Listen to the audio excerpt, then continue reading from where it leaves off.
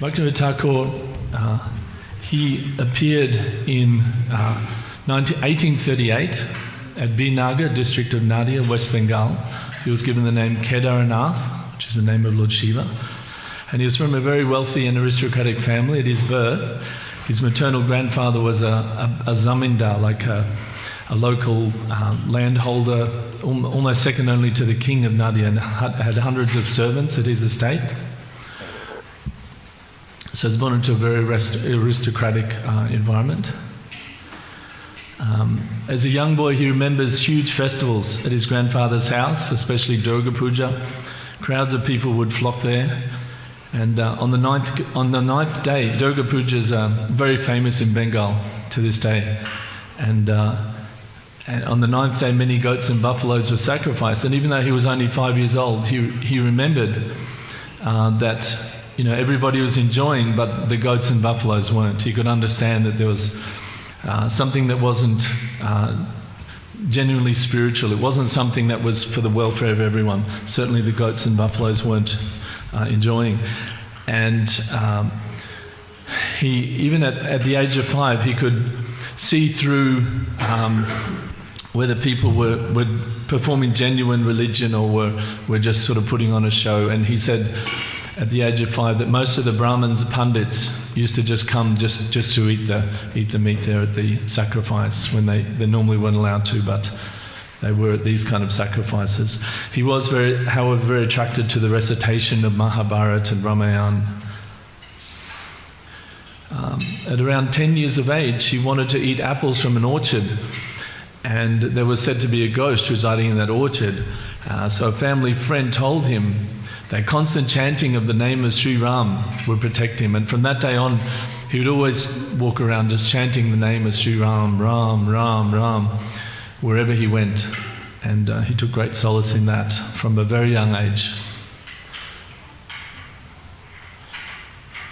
So when he went to school, at that time in India, of course the British Raj, or the British government was running India, and the British tried to create a class of Indians who would be transformed by Western English education.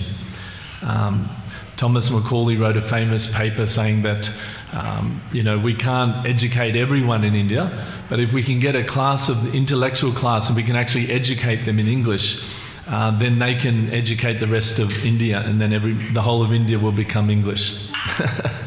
Culturally English. So I'm laughing because it's a little bit funny that the exact opposite happened, that they educated all the intellectual class, and these were the class of people that led the uprising against and eventually removed the British from India. On a political level and on a cultural and spiritual level, Srila Bhaktivinoda Thakur was one of these people that went to these schools, who was so perfectly trained in English and all the different writers and Milton and all the poets and everything, and all the history of English, the English-speaking Christian theology and spirituality, so that he actually took the culture of India to the world. So rather than English being, taking over India, this effort actually trained the most spiritual, intellectual, political and cultural Indian people to actually take their message into English. So one of these schools was the Hindu Charitable Institution School in Calcutta. So Kedarnath studied from 14 to 18 there, and then later enrolled in what would later become the University of Calcutta.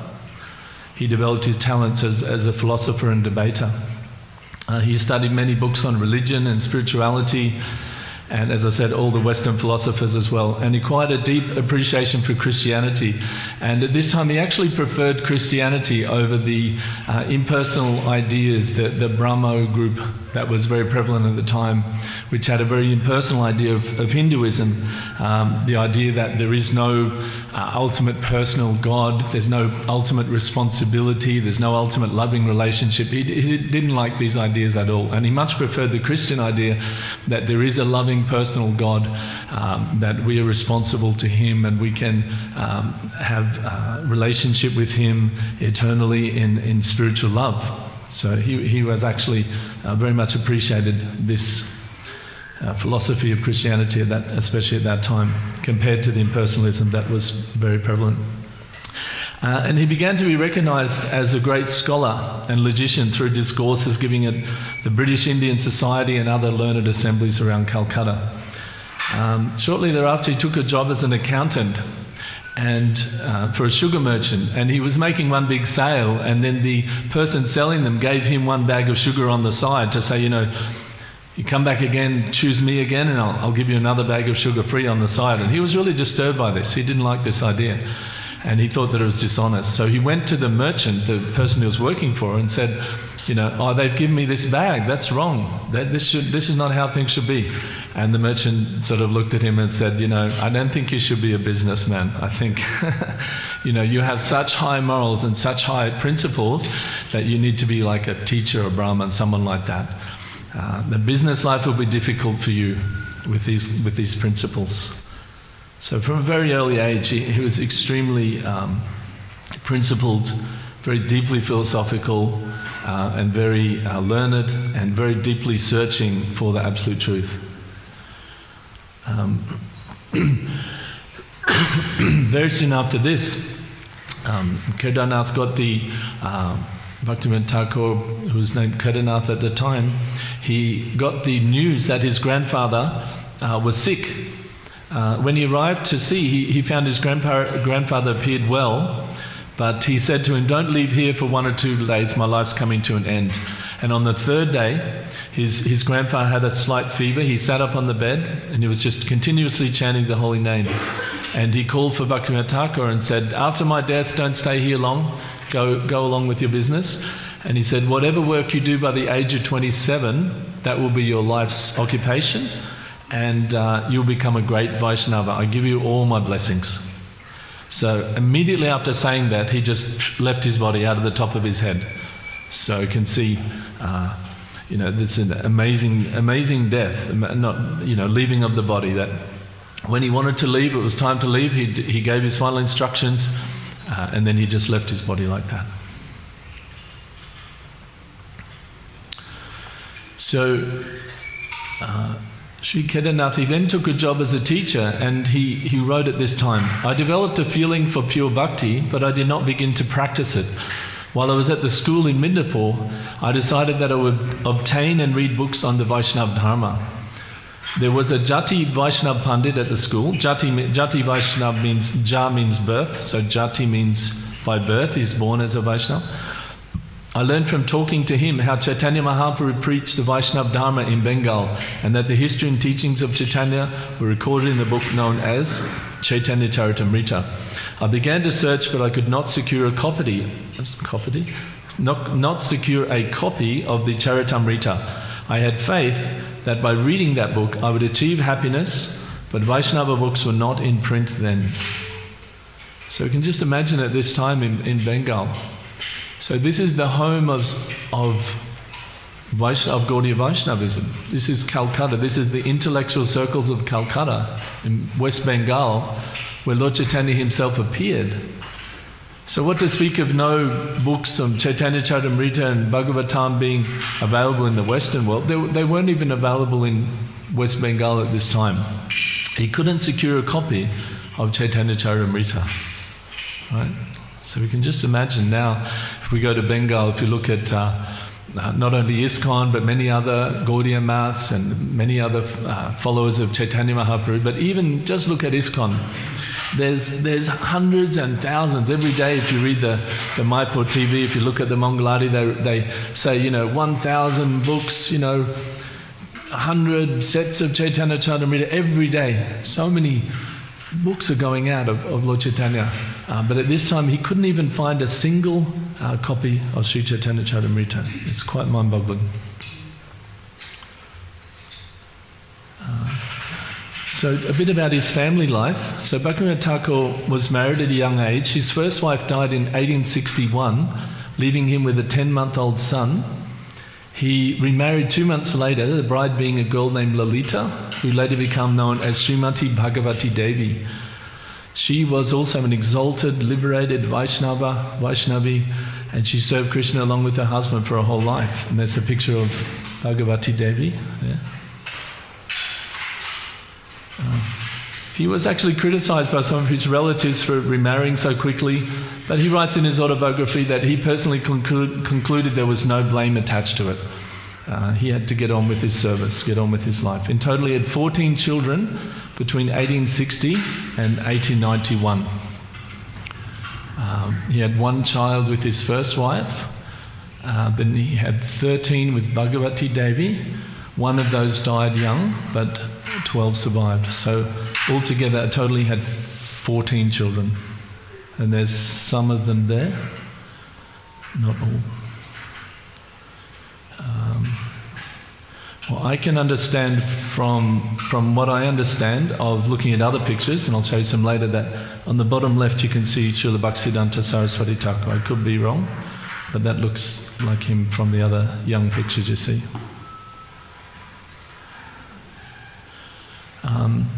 And as we were just saying, one of his children, Bimala Prasad, became the renowned Vaishnavacharya Srila Bhaktisiddhanta Saraswati Thakur, the spiritual master of Srila A.C. Bhaktivedanta Swami Prabhupada.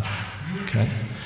So, as we spoke in the beginning, Srila Bhaktisiddhanta Saraswati, he's the spiritual master of our Param Guru, Srila Prabhupada, founder of our movement, and he was the son, one of the sons of Srila Bhaktivinoda Thakur. So you can see here Bhaktivinoda Thakur and Bimala Prasad, and then Bhaktisiddhanta Saraswati as he was later known.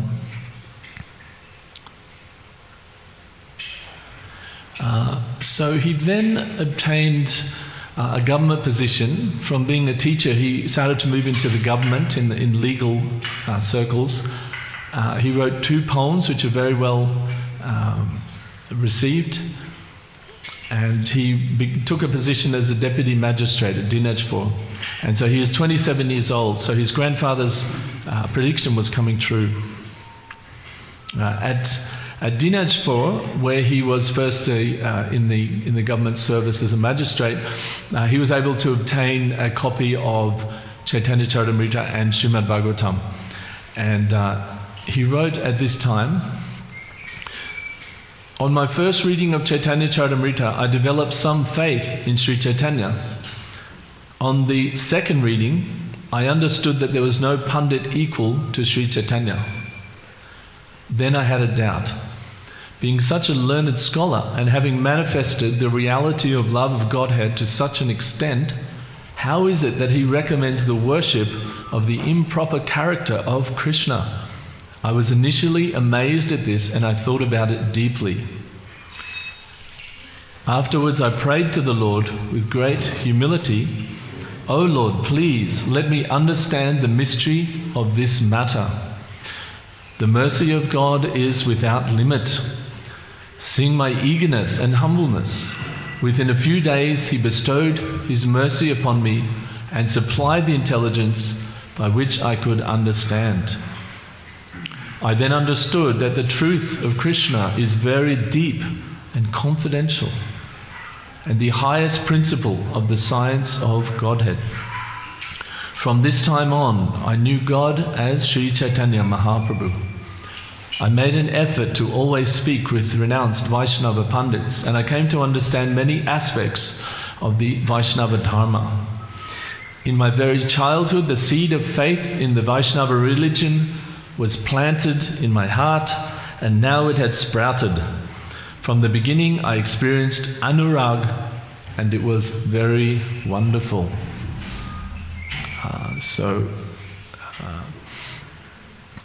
This anurag is a very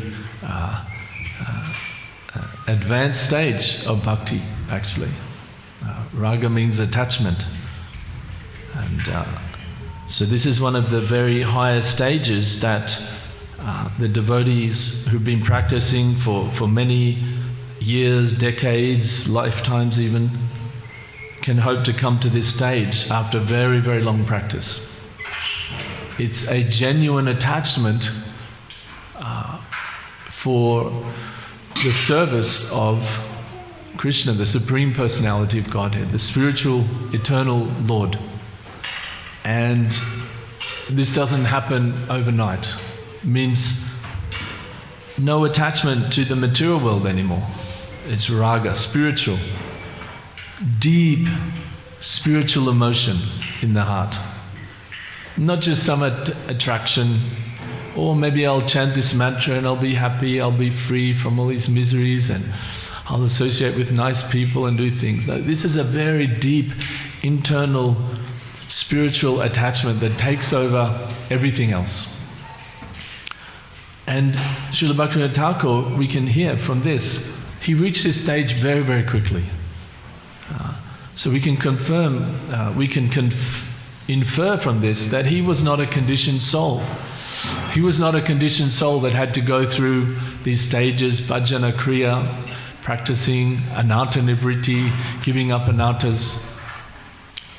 He immediately came to that level of anuraga, of deep spiritual attachment.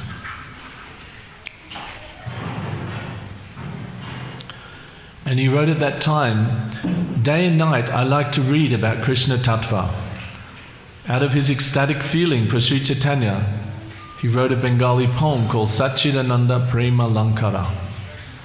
Alankara means like decoration, sometimes it means like jewelry or decoration, and prema means spiritual love. So the divine decorations of spiritual love, of eternity, bliss and knowledge of Sri Chaitanya. And because of this he later became known as Srila Satchidananda Bhaktivinoda.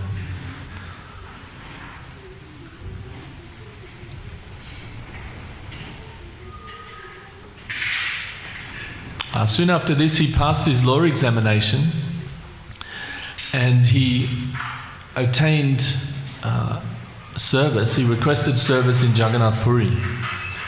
He wrote that every day I went to see Jagannath at Sri Mandir. At the time of darshan I remembered the emotions of Sri Mahaprabhu and I felt very blissful. In 1871 he composed a poem in glorification of Srila Haridas Thakur, the Acharya of the Holy Name, the 9th verse of which is well known and often quoted by Vaishnavas. So we'll read a little bit of this poem. This is to Haridas Thakur. O born of Muslim parents, Haridas, and trained in youth in Muslim streed, thy noble heart to Vaishnava truth did pass, thy holy acts, thy candour plead. Is there a soul that cannot learn from thee that man must give up sect for God, that thoughts of race and sect can never agree with what they call religion broad? And the very famous verse, verse 9, we'll read. We don't have time to read all of these poems. We could very much like to sit and read them, but in this short class we'll just read a little bit of selections. He reasons ill who tells that Vaishnavas die when thou art living still in sound. The Vaishnavas die to live and living try to spread a holy life around. Srila Bhaktivinoda Thakur ki jai. And in this year, actually, him going to Puri was a real explosion of writing. From that point on, his literary output increased, and he wrote so many works and poems. And so this is another one he wrote just at the time, Saragrahi Vaishnava. So we know Sara means like the ocean. Essence, isn't it? Sara, yeah.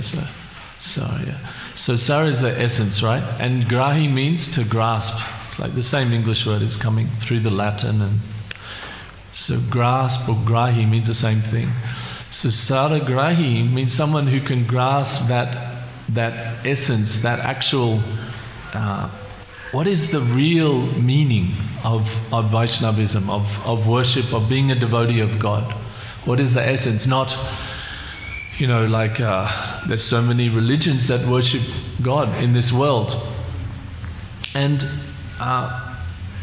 many times there's emphasis on the externals, Oh, what is it about your religion? Let's understand. Oh, we wear this, we chant these prayers, we have this kind of rituals, this person is the head of our religion.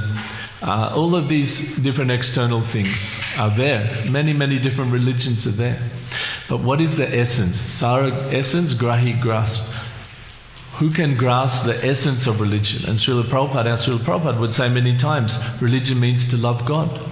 So if a religion is teaching you how to love God, then it is true religion.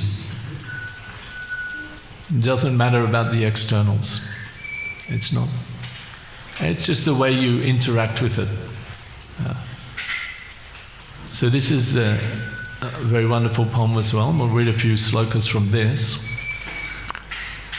The theme through many of these poems, and we can understand from what we read previously that Bhaktivinoda Thakur was born into a time when there was a lot of sectarian religion, as there is now, as there was then, and as there always has been. We read even in the ancient Vedic texts, there were different points of view and different groups.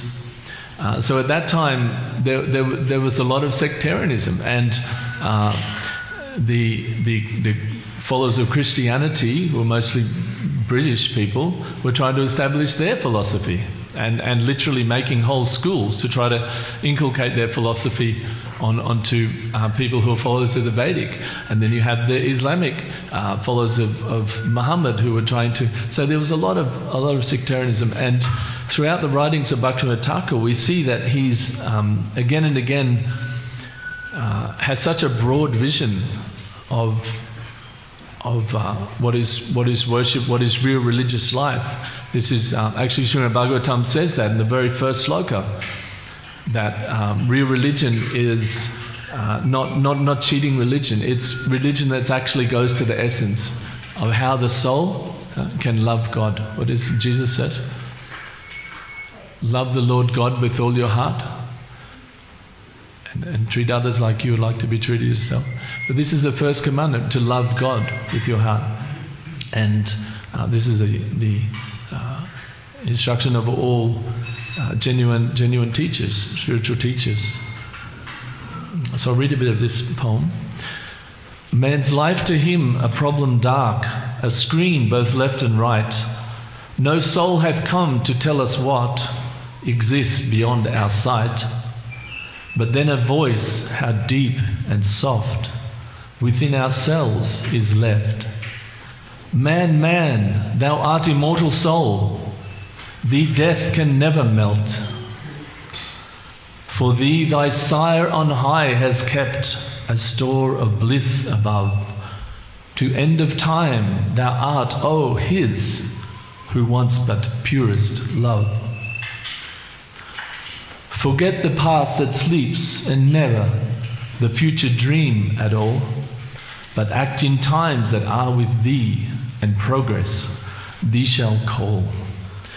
But tell me not in reasoning cold, the soul is made alone by earth's mechanic lifeless rules, and to destruction prone. My God, who gave us life and all, alone the soul can kill, or give it all the joys above, his promise to fulfill. It's wonderful poems, and at the time, you can read, there was definitely a time in my life when I really was awakened to the incredible poetry of these British, they were called romantic poets, but mainly they were talking about God. Wordsworth, Blake, and these were the people that Bhaktivinoda Thakur was reading. Milton, he was learning, he was reading that. And this is before the times of, obviously way before the times of this mass media and all these things that are bombarding us now. And the way that people would get their ideas across was through, periodicals and publications, and poetry was a medium of getting message across. They didn't have the whole pop music thing now like they have, where people, the protest songs, you know, they have the song and they have the message through the song. They didn't have all of that. But they had poetry was a huge medium for social change actually in that time, and you can see here how influential his poems were in changing people and affecting people.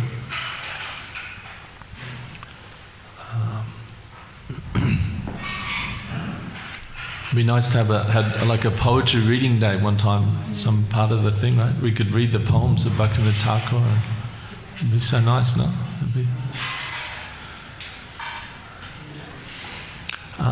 So as we were saying, from his time in 1871 when he came to Puri, he began an intensely devotional outpouring of writings, including an essay to love God, where he compares Vaishnavism to the commandments of Jesus Christ. He writes, to the inspired, however, more things and better and sublimer meanings appear beneath these holy words of the inspired Jesus.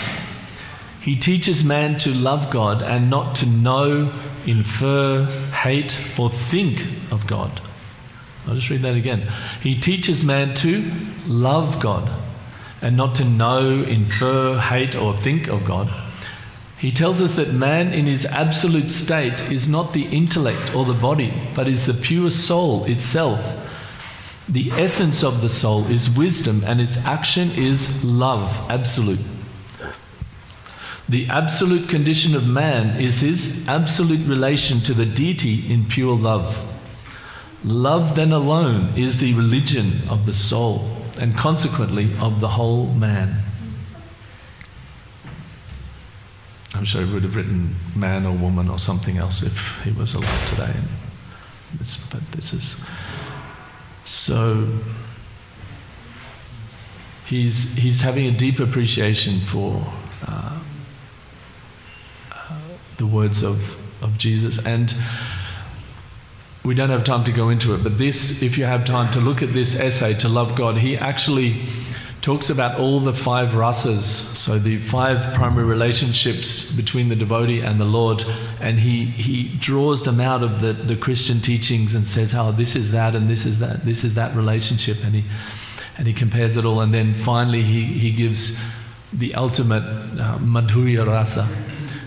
And this is a very wonderful essay if you have a chance, called To Love God. You can find it on the internet. So Bhaktivinoda Thakur was a leader in every way, spiritually, in his occupation.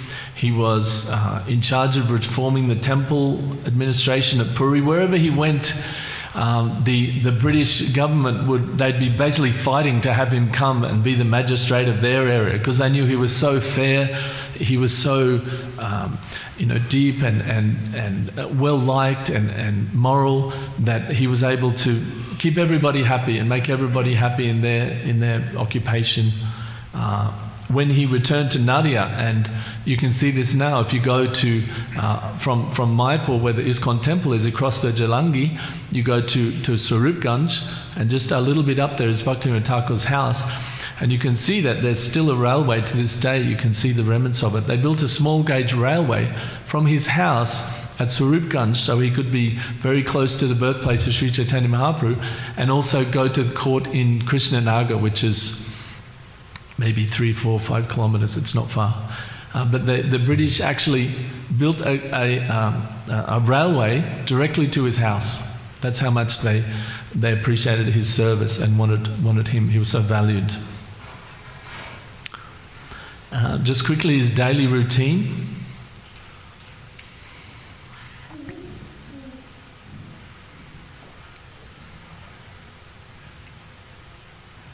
He'd rest from 8 p.m. to 10 p.m. He'd write from 10 to 4 a.m. He'd rest for half an hour, then chant his japa from 4:30 to 7. Do correspondence from 7 to 7:30. Study Shastra from 7:30 to 9:30. Have his bath and prasadam, then he'd go to court from 10 to 1. Come home for some refreshment, and then more court from 2 to 5. To translate Shastra to Bengali, and then from 7 to 8, take his bath and have a little prasadam, which was generally half a litre of hot milk, some fruits perhaps, some chapati, like that. So we can see the incredible work ethic he had. And this is a list of all his publications.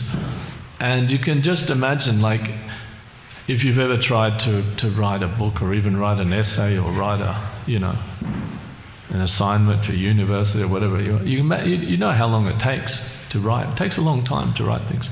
To write a whole book, it takes ages. So we can see why he was writing from 10 p.m. to 4 a.m. every night for 6 hours. All through the night he was writing. And this is why you see that by the end of his life he'd written more than 75 books. And there's others as well. You can see, look at this, 1886. In 1886, Srimad Bhagavad Gita with Vishwanath Chakravarti's commentary, Sri Chaitanya Shikshamrita in Bengali, Samodana commentary to Shikshashtaka, Manasiksha Padyunavada Bengali, Dashopanishad Churnika Bengali, Bhavavali verses and commentary in Sanskrit, Prema Pradipa, which is a whole novel, right? Some of you might have read Prema Pradipa, that's an amazing novel. And it keeps going. Vishnu Sahasranam with Baladev's commentary, published Sri Khan's Sri Krishna Vijaya, and then we go to 1887. So everything that we just said was all in 1 year. It's just incredible. So, yeah. So much of what we have is due to the mercy of Bhaktivinoda Thakur. So we've got a little time left. We're going to look at some of the teachings of Srila Bhaktivinoda Thakur.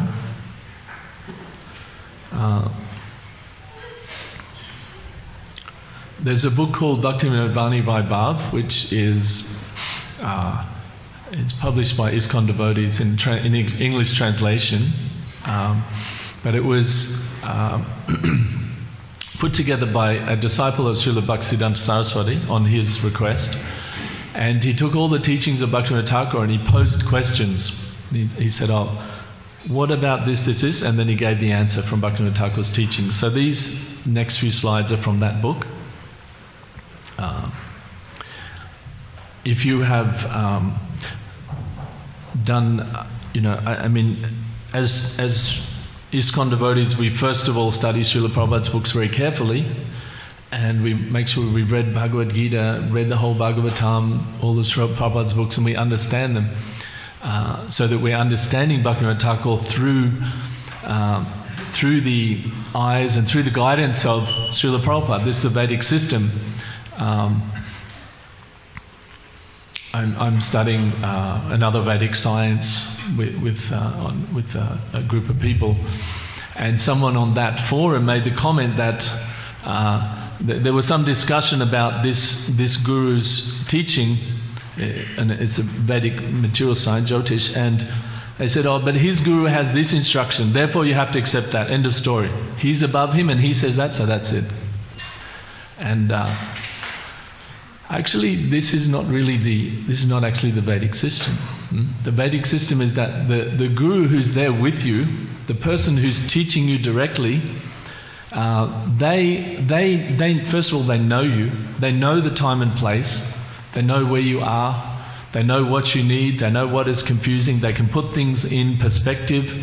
The things that may have been written hundreds or thousands of years ago, they can say, oh, that means this to you in today's world. So it's not that we can sort of go, the previous guru said this, so that's it, I don't have to listen to it. No, we always understand our previous acharyas or previous teachers, we understand through our present teachers who are there. That's how the message comes down, and that's how the message becomes properly situated in this time and place where we are. So anyway, we after you've done a good study of Srila Prabhupada's works, this book is very inspiring.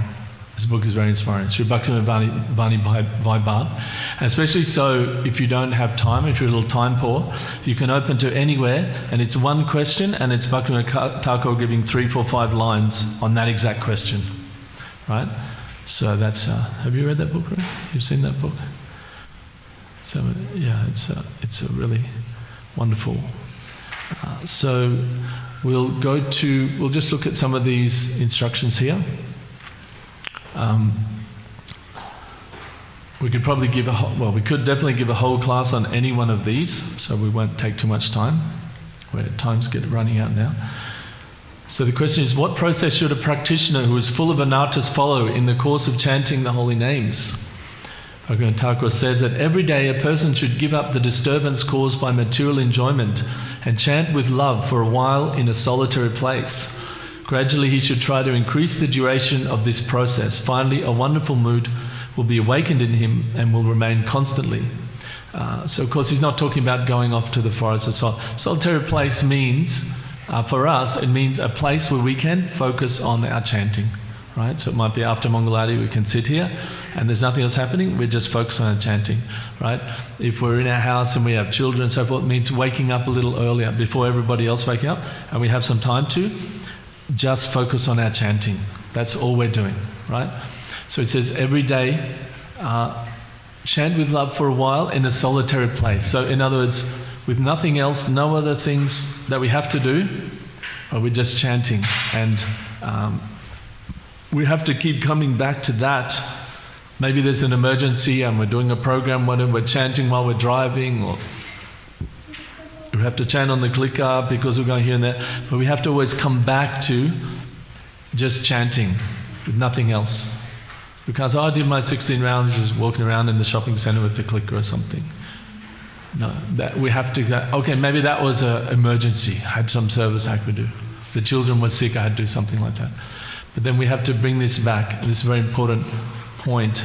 We have to always come back to chanting with love in a solitary place, or in a place where there's nothing else, but just the chanting. And put everything else aside. It's just chanting. We're just hearing and chanting. Put everything else aside in our mind. Just hearing and chanting. What is the main impediment to developing attachment to chanting? Bhaktivinoda Thakur says, if one gives up all offences but remains inattentive, he can never develop attachment for chanting. So inattentiveness. So we have to be attentive. We have to chant and hear, and the mind goes off to something else. And then we realize, whoa, thinking about all this, I'm meant to be hearing the holy name. All right, back. Hare Krishna, Hare Krishna. And then the mind goes to something else. Oh, come bring it back. Hare Krishna, Hare Krishna, Krishna Krishna. So attentive, hearing that sound. Right? That's what Bhaktivinoda Thakur is saying, that if we don't try to be attentive in our chanting, then we can never give up the offences. Because why? Because the offences are all these thoughts, thinking that the holy name is to give me peace and happiness, or holy name is like this, or whatever it is. If we're not attentive to the chanting, these thoughts are going on in our mind and we're not aware. They're just going on, yeah. But as soon as we go, whatever, it doesn't matter what we're thinking, whatever's going on, we bring it back to just hearing the holy name. Krishna, I'm full of anarthas, I'm weak, I have all these things, but I'm very hopeful that by chanting a holy name, I can connect with you. So this is what I'm going to do. I'm going to try to pronounce very clearly, softly in my head. In a solitary place means, might be our lounge room, but it's before everybody's woken up, or here before Mangalarti, after Mangalarti or something. And we're just going to hear. So this is from, he talks about this in Harinam Chintamani, but also Sajjana Toshini, that attentiveness is the key. Just simply being attentive, trying to come back to hearing the name. And then he says, what does it mean to chant constantly? So, except when one's asleep, to always chant the holy names of the Lord, while taking care of bodily activities and at all other times, is called constant chanting of the holy names. So, So we can chant any time. It's easy, right? There's no harm. We can be walking around, doing whatever, just in our head, we can be going, Hare Krishna, Hare Krishna, Krishna Krishna, Hare Hare. Let's try it. Let's just do a couple of mantras, just even in your head. Let's just try, everybody.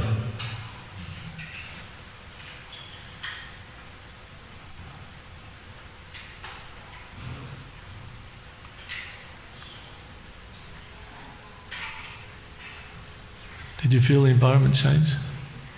It was palpable, wasn't it? Amazing. So imagine if we spend our whole life, we're in Coles, we're in doing whatever we're doing, and we're just chanting all the time. All right? This is constant chanting of the holy name.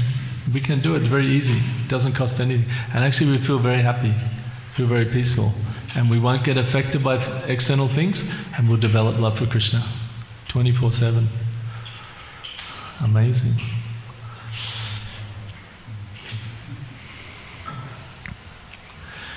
So what is the offensive maintaining mentality of I and mine? Those who are intoxicated by the mentality that I am such and such, and all these they're offenders, okay? And he says, why doesn't sometimes we hear that? Why does an initiated devotee fall from the path of devotional service? Interesting. His answer is interesting. Even after being initiated, the majority of materialists fall down from devotional service because of their mentality of I and mine. What does that mean? It means that I is a false ego, sense of something, right?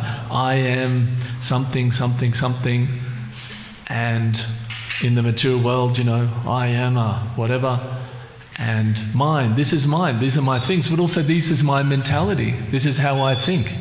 I judge things in terms of my material things, like you have to, all those things people say, like, I just give one example, not to pull anyone out, but some people say, you just have to tell your truth, you have to speak your truth, and you have to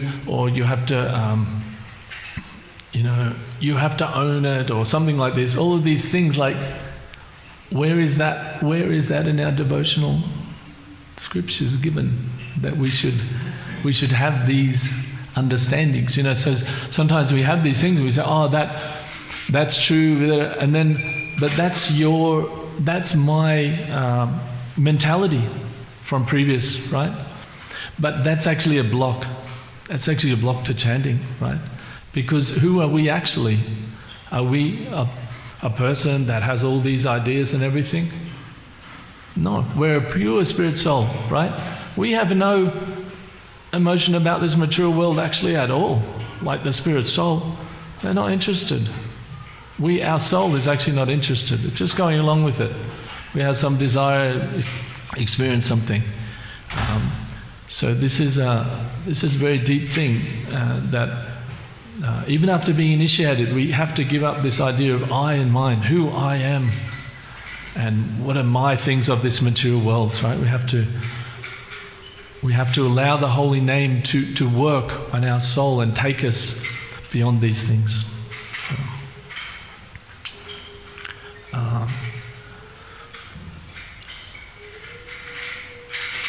the great acharyas like Bhaktivinoda Thakur, they're completely transcendental to politics, and he wrote that our present Empress Srimati Queen Victoria, may she continue to freely rule over India without anxiety. May we continue to relish and preach the pure Vaishnava religion without anxiety under her administration. He wasn't interested in politics. We see that Bhaktisiddhanta Saraswati said the same thing to our Prabhupada when he met, and Prabhupada was putting the point that don't we have to follow Gandhi and try to get India liberated, and he said these things will come and go, politics of a place, but the eternal religion of the soul, to worship the Lord, to serve the Lord, is beyond time and space. That has to be done wherever we are. So devotees don't get so caught up in politics and this and that and what's happening right now. They're aware of it, sure. Bhaktivinoda Thakur was aware of it. He lived in the world. But the main thing is the service. And he also gave the other side. He said, what is the definition of modern civilization? You might say Western civilization. He said that the definition is the process of covering internal evil is the definition of modern civilization. So he also gave the other side. Completely balanced, right? Oh, you want to know? Well, all this civilization, it's just a process of covering what's actually evil. What is the evil? Birth, death, old age and disease. That's the real evil, Krishna says, right? And the civilization is covering that. Don't think about that. Don't think that you're going to die and there's all these things. What is it? Krishna says, Janma Mrityu Jara Vyadi Dukkha Dosh Anu Darshanam, right? So darshan means to see. He says anu, almost seeing it, like almost seeing it constantly, right? That there's birth, death, old age and disease. But modern civilization says no. It covers that. So he gave both sides, but he's transcendental to politics.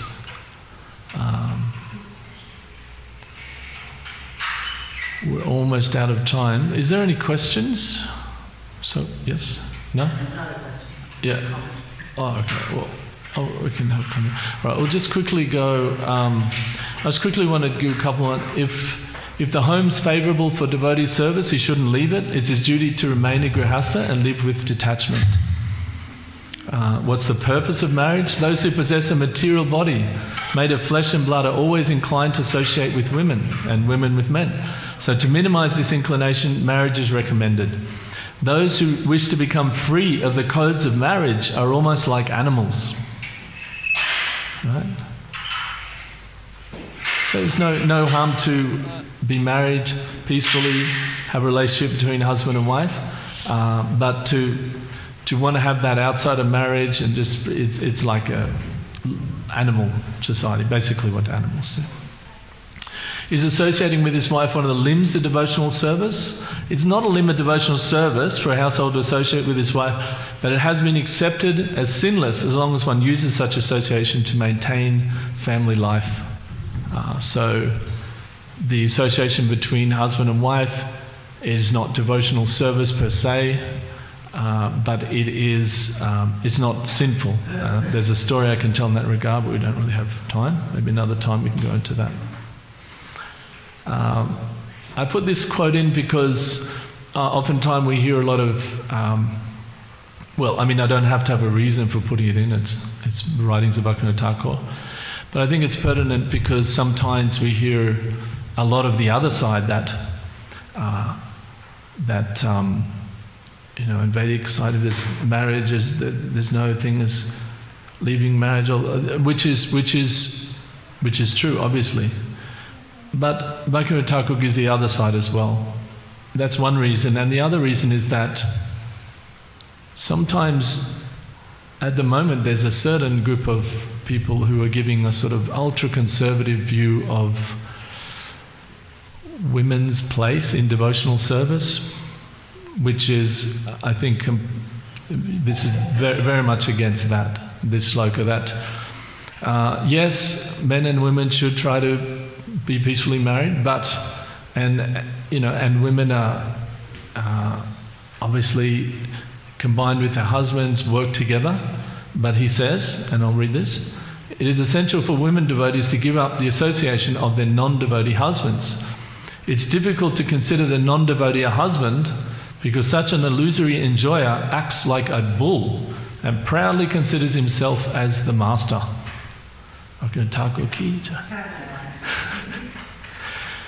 So, yeah, I thought I'd include that one there.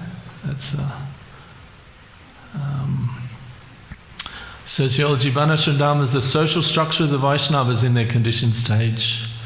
Okay, so it's this social structure of Vaishnavism which happens in the spiritual world in a pure level that's happening here in the material world in the conditioned stage. So it's the structure and allows people to associate, hear the holy name and gradually progress in the Krishna consciousness.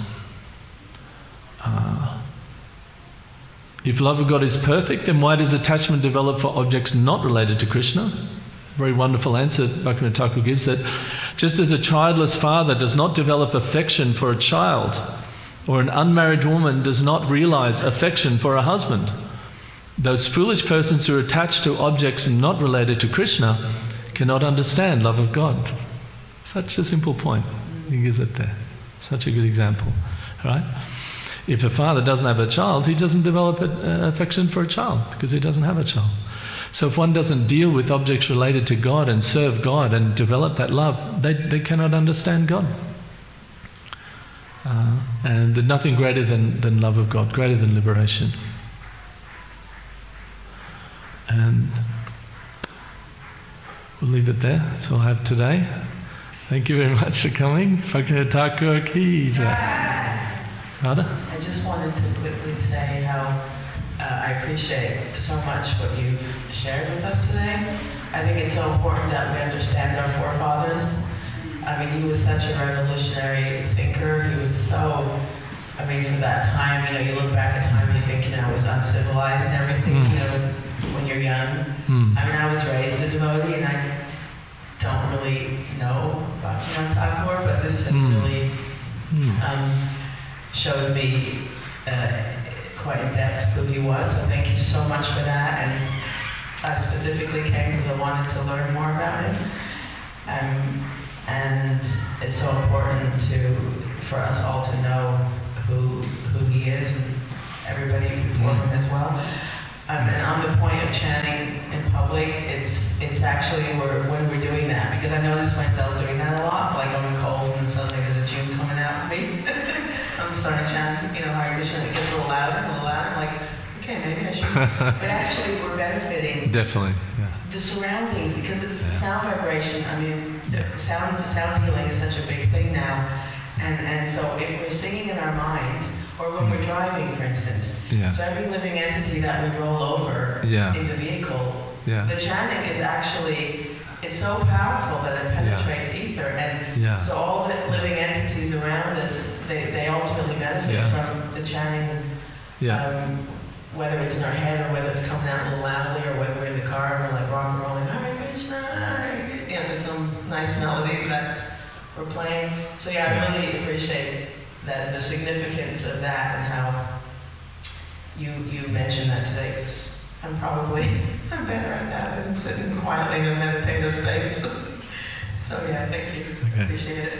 Thanks, Radha. Hare Krishna. Thank you. Do you want to ask? Yeah, come on. Thanks so much for the class. I was just going to ask about Thakura's son. How come he didn't take his father as his spiritual master, and there's a spiritual master in between them? It's a good question. Yeah, I mean, generally, you'll see that people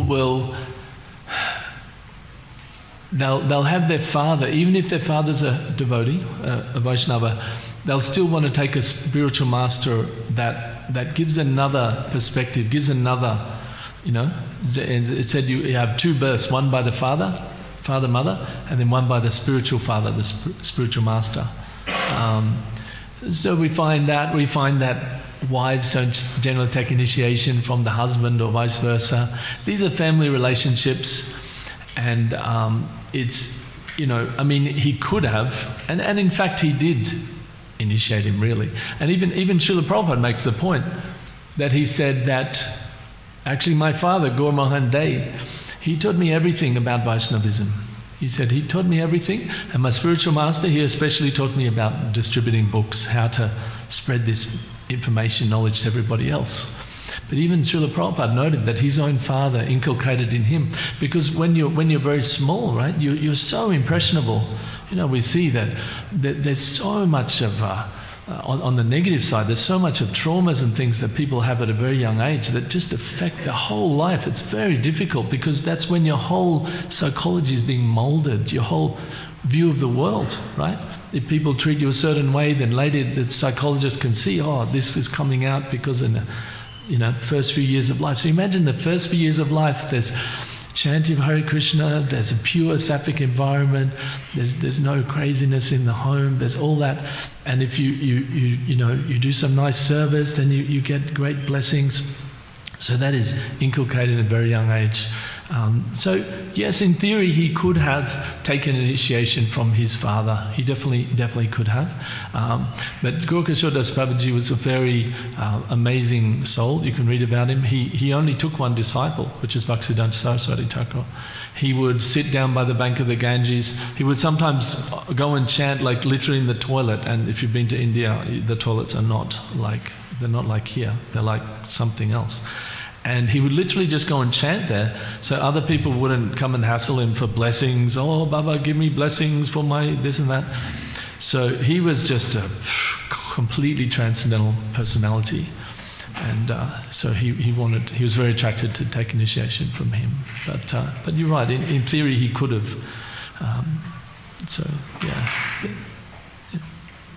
Krishna Kirtan Prabhu?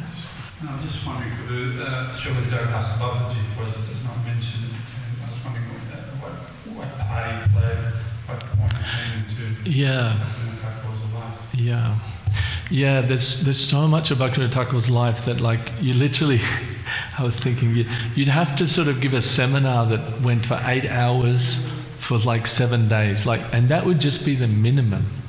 Like, so much of what we touched on, him establishing the birthplace of Chaitanya Mahaprabhu, we didn't even talk about today. It's like, there's only so much you can talk about. But he did take initiation from Bipin Bihari Goswami, I think, who was like the family guru, and he did take that initiation. But then later on, he was very inspired in a shiksha or an instructional sense by Sarvabhauma, Vaishnava Sarvabhauma. He called him the emperor of all Vaishnavas, or the king of all Vaishnavas, something like that. So we didn't touch on that, but definitely Jagannath Das Babaji was a huge influence on him in the later years. Yep. Thank you. Hare Krishna. There was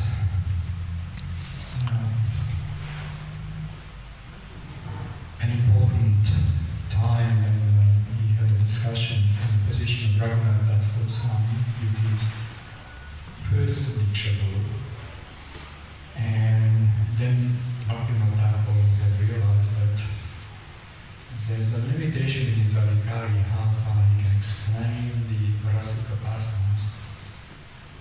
At the same time, he already had a shiksha relation to Jagannath Das Babaji Maharaj, respectfully. And he followed the etiquette. He started and realized that maybe I should just take the ultimate divine instructions from Jagannath Das Babaji Maharaj. So he asked his Guru Maharaj the permission to approach him for shiksha. So he took shiksha from Jagannath Das Babaji Maharaj and he continued his discovery of these very deep esoteric transcendental pastimes of Rasa. So there was a bit of argument in this philosophical about the position of Raghunath Das Goswami. Right. So Bhaktivinoda Thakur actually did not agree with him. Right. Right. It was a turning point. Yes. Correct. Thank you. Yes. It's amazing, we hear in theory, but when we hear how it played out in their life, like who it was to do with, it's to do with Raghunath Das Goswami and his, writings. Thank you. Very nice. Any other questions? Any comments? Thank you. Jai. Srila Bhaktivinoda Thakur ki jai. Srila Prabhupada ki jai.